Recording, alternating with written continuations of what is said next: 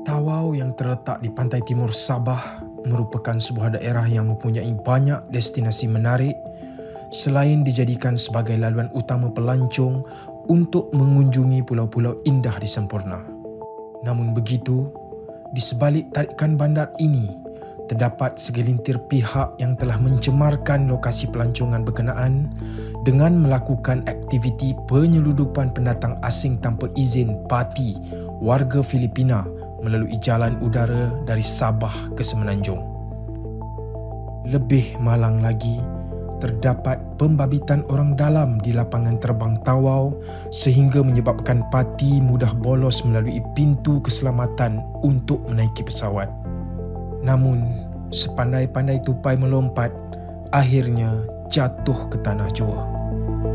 Sindiket yang didalangi oleh 3 beradik wanita berkenaan akhirnya tumpas apabila Suruhanjaya Pencegahan Rasuah Malaysia SPRM dengan kerjasama Jabatan Pendaftaran Negara JPN menahan 9 individu termasuk 5 pegawai penguatkuasa pada 24 Mac 2023. Bagi mengupas kes ini, kru SPRM Fokus telah menembubual sumber yang terlibat secara langsung dalam kes ini serta pengarah bahagian perisikan SPRM, Datuk Azmi bin Kamaruzaman yang mengetuai operasi undercover ini. Saksikanlah.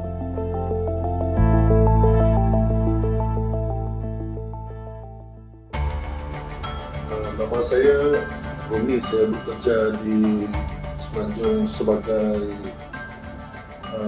kerja construction, tapi sebagai supervisor, jadi saya selalu ulang-alik daripada Sabah ke Semenanjung di mana ada job.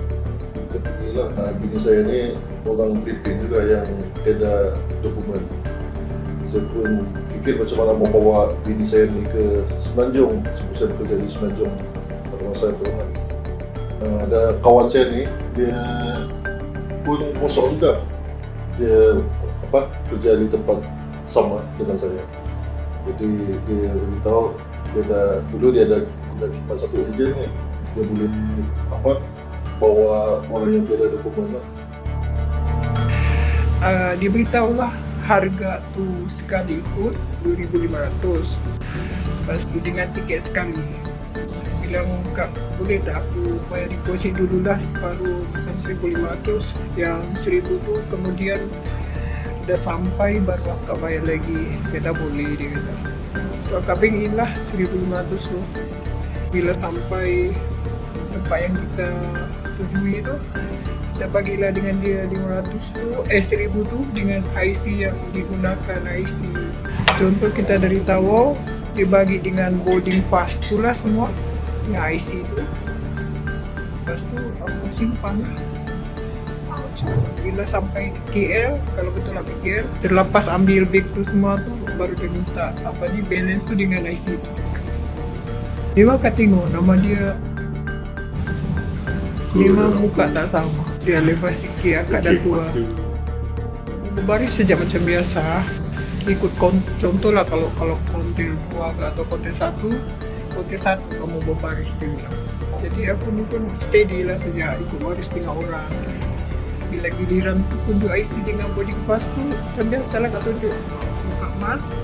Lepas tu immigration tu chop, macam biasa lah kak masak kalau duduk. Bila ejen tu dah bergerak, aku pun ikutlah bergerak. Kalau beliau tu tak gerak, saya pun tak pergi mana-mana.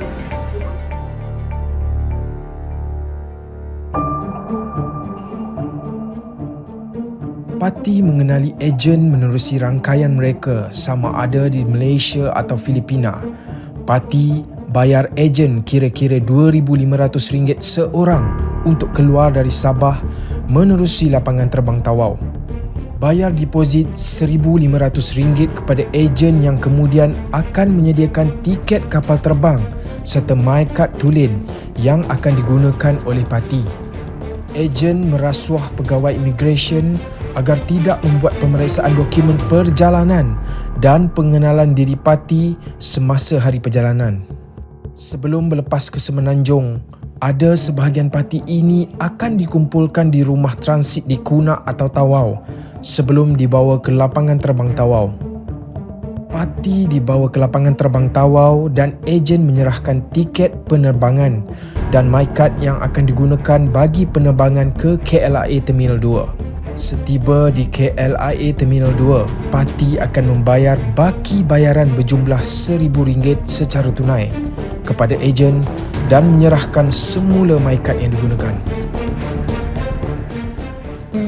Selain daripada akak, orang yang jauh-jauh baru sampai dari Filipina ataupun yang dah duduk dari KK memang dah tidur di rumah dia dalam berminggu-minggu, berhari-hari, berkumpul di rumah dia sebelum dia bergerak. Masa saya jemput bini saya di airport, memang saya boleh tahulah memang ramai orang Filipina lah yang gunakan khidmat ejen ni. Sebab bini saya cakap pun dia ada berbual dengan yang parti-parti lain ni, memang diorang datang pergi KL, pergi Semenanjung memang untuk bekerja lah. Memang diorang pun guna khidmat yang sama juga. Okey, Ops Lancar ni kita mula tahun 2021. Okey, bila kita mula 2021 ni kita ada maklumat lah. Kita terima maklumat berhubung kemasukan parti daripada negara lain secara tak sah ke Malaysia. Dia dua peringkat. Pertama sekali dia masuk daripada negara terdekat, Filipina, masuk ke Sabah.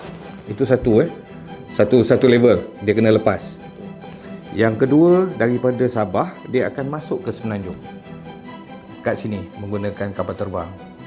So isu dia parti-parti ni yang bila kita terima masuk dia dah start buat beberapa tahun. So macam mana boleh membolosi kita punya so-called airport, lapangan terbang kita ni, macam mana dia boleh tembus. So kita percaya daripada maklumat yang kita bangunkan kemudian, terutama daripada POP Sabah lah, Pusat Operasi Perisikan Negeri Sabah, kumpulkan maklumat ni, bangunkan maklumat ni dan kita launch operasi undercover lah, menggunakan ejen kita untuk bersama-sama dengan ni sindiket ni dan masuk ke Malaysia menggunakan identiti rakyat Sabah. So isu ni pada saya is very serious lah untuk kita punya pintu-pintu utama di negara ni. So kita kena lihat dan perketatkan. That's why kita lancarkan satu operasi yang dinamakan Ops Lancar ni. Sebab memang lancar je. Dia orang masuk ke Malaysia ni macam tak ada masalah. Daripada negara dia orang masuk ke Sabah dan dari Sabah datang ke Semenanjung. Maksudnya kita tak tahu yang masuk ni bila tanpa tak terkawal, sama ada dia ni berniat untuk cari kerja ataupun berniat yang selain daripadanya. Itu yang serius tu. Pada 25 Mac 2023, SPRM telah menahan 9 individu termasuk 5 pegawai Jabatan Imigresen kerana disyaki terlibat dengan sindiket penyeludupan parti di Sabah. Dalam operasi khas SPRM bersama Jabatan Pendaftaran Negara JPN dikenali sebagai Ops Lancar itu, 4 suspek yang dipercayai bertindak sebagai ejen parti dari negara jiran yang melibatkan 3 wanita tempatan berusia antara 37 hingga 48 tahun dan seorang lelaki berusia 73 tahun turut ditahan. Dalam operasi tersebut, SPRM telah merampas beberapa barangan seperti telefon bimbit, kad pengenalan Malaysia milik individu lain dan cop keluar Sabah yang lengkap dengan nombor siri. Pada 10 Mei 2023, 2 kaki tangan imigresen yang ditahan dalam Ops Lancar didakwa di Mahkamah Khas Rasuah Tawau, masing-masing atas tuduhan bersubahat dan menerima rasuah untuk menyeludup keluar pendatang asing tanpa izin parti melalui lapangan terbang. Pertuduhan dibuat mengikut Seksyen 16A-B Akta Suruhanjaya Pencegahan Rasuah Malaysia SPRM 2009, Akta 694 dan boleh dihukum di bawah Seksyen 24 Akta yang sama, yang jika sabit kesalahan boleh dihukum penjara tidak melebihi 20 tahun dan denda tidak kurang 5 kali ganda jumlah atau nilai suapan atau RM10,000 mengikut mana-mana yang lebih tinggi.